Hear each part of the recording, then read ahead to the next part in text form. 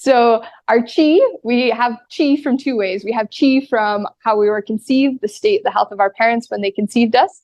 And we also have our acquired chi that we get to choose through our lifestyle that we live, our sleeping habits, our eating habits, all of that kind of stuff.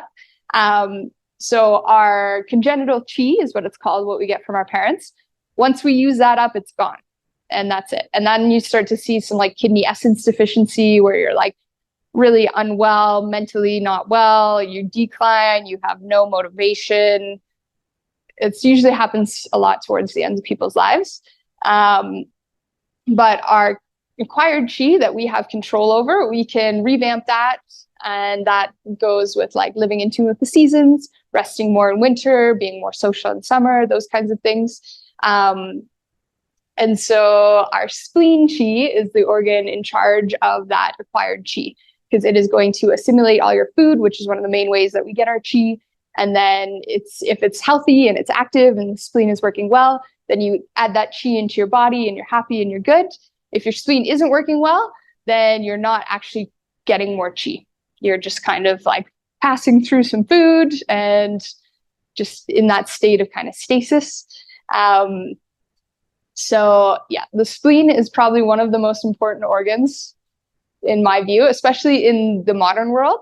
The spleen is really affected by overthinking. And many of us have a tendency to overthink.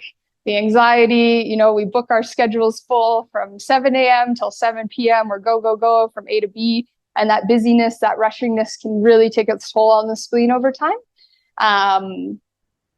So that is why the spleen is so important to take good care of. Pretty much everyone who comes into clinic has some sort of spleen chi deficiency. And that's pretty typical, and that's okay. We can change that. We can support that. We can work on that. So one of the really big things for taking good care of the spleen is having a regular and consistent eating schedule. It is more important when you eat than what you eat. 100%.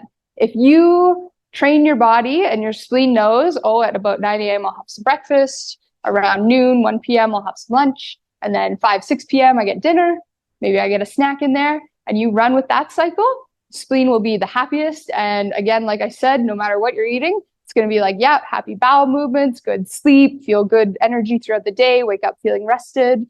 So it's really important to have a regular, consistent eating schedule.